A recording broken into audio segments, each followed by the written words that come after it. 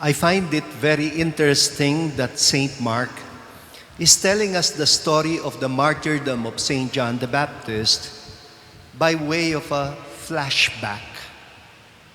First, he tells us that the reputation of a new prophet from Nazareth called Jesus is beginning to spread throughout Galilee until it reaches the notorious Governor Herod Antipas, the son of the King Herod who massacred the innocent children during the time that Jesus was born, as told to us by Matthew.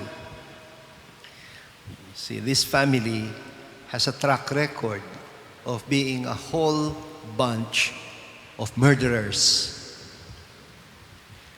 St. Mark tells us the rumors had reached the governor that a man who sounded very much like Elijah or one of the prophets or even John the Baptist was becoming the new sensation in the province. And Herod is reacting to the news like a nervous wreck. His guilty conscience is disturbing him. He is talking like a psychopath who is horrified by the thought of being revisited by the ghosts of the past. He thinks he is being pursued by the crimes he had committed. I imagine Herod Antipas sleepless, unable to eat, and gradually turning into a paranoid about a moment of reckoning. In short, he is losing his head. Like a madman, he thinks the prophet whom he had beheaded had come back to confront him. And now, Mark proceeds to make a flashback of the story of the events that led to the execution of the prophet, as if the whole thing was being recalled by Herod Antipas himself. Being a storyteller myself, I must say, I am extremely fascinated by Mark's way of narrating it. He makes it so graphic. In today's rules on news reporting, the reporter would probably have to apologize and warn the viewers, especially the parents, that what follows is gory and violent, brutally violent, and may be shocking to children. So, patnubay ng magulang ay kailangan. Parental guidance might be advisable. Mark's flashback story brings to mind a traumatic experience of mine when I was a young boy. My mother was having a difficulty slaughtering a duck for lunch in order to cook caldereta. Even if the poor bird had already been drained of its blood, it looked like it was still resisting. It was struggling to wriggle off my mother's grasp. And so my mother asked me to assist her by holding the duck's body firmly as she proceeded to cut off the duck's head. And as soon as the head part was severed, the rest of the body of the bird jerked off, and I myself was jolted. And because of that, I lost grip of the duck, its body, and it got loose. And you know what it did? It started running around. It was the first time ever for me to see a duck running around without a head and without a direction, until eventually it just fell. Well, this is how Mark is asking us to imagine what had become of the Jewish society in the time of Jesus. They had become very much like a headless duck. And you will understand the purpose of this flashback story if you recall what went before and what goes after. So what went before? Mark just told us that Jesus had sent the 12 apostles out on a mission. And then, after the sending, the beheading story, the flashback. And what goes after is when the 12 apostles return. Mark tells us Jesus invites them to come away by themselves to a deserted place to rest a while. But what happens? A whole crowd of people would run after them on foot. They would even get ahead of them on the other side of the lake.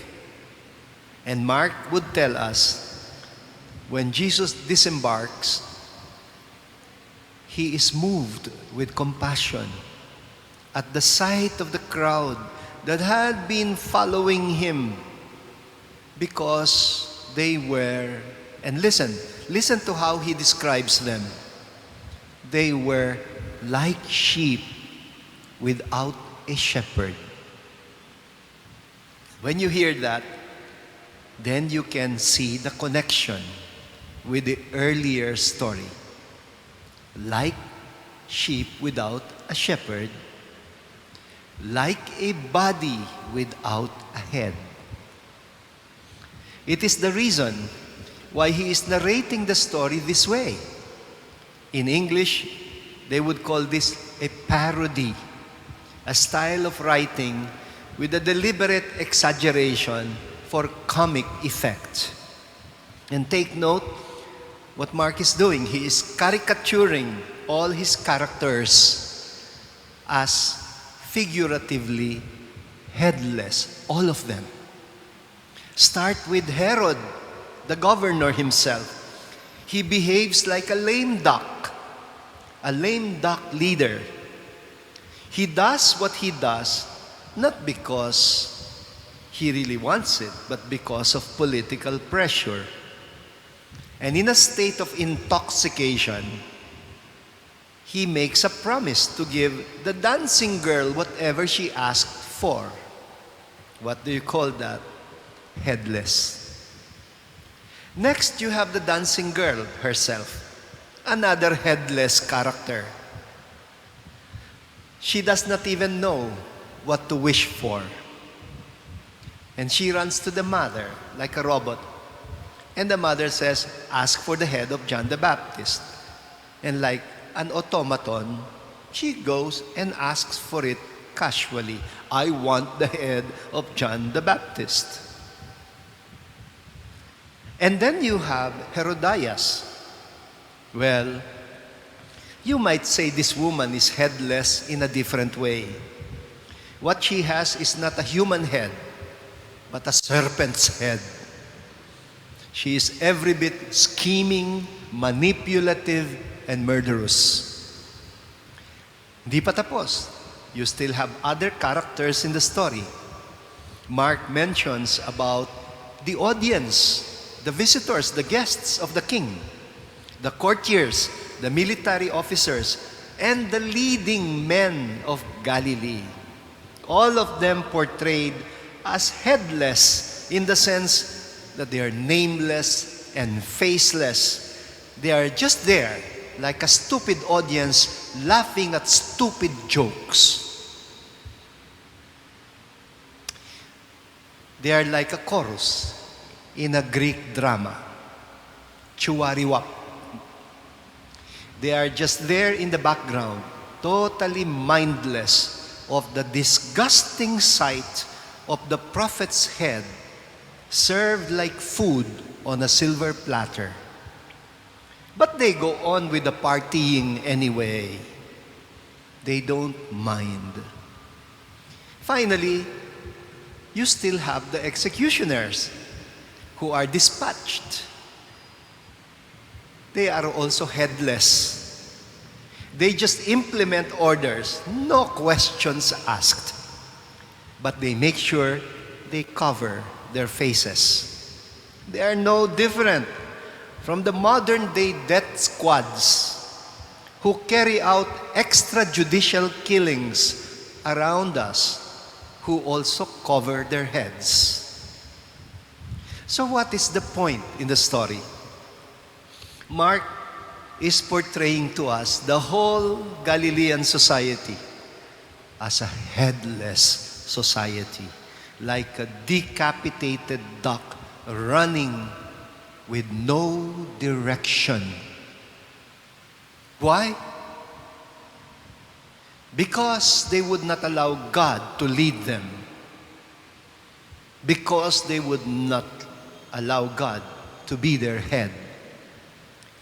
Because they would not listen to the voice of the prophet. And to silence the prophet, like they had done with all other prophets before John, they just get rid of him. Fast forward, Jesus could not bear the sight of a headless flock. He responds to their need for a shepherd by attending to them.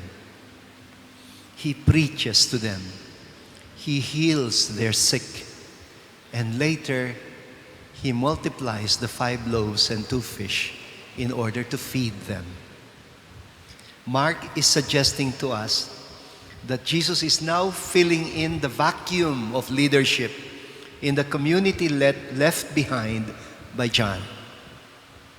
Jesus does not run away from the call, even if it was clear that the risk to his life was real. After all, he had been prepared well by his mentor for this. And from here on, he will set his course towards Jerusalem to prepare to give up not just his head, but his whole life, body and blood. He will fulfill what John the Baptist himself had foretold when he first introduced Jesus to his other disciples and said, "Behold, the Lamb of God who takes away the sins of the world."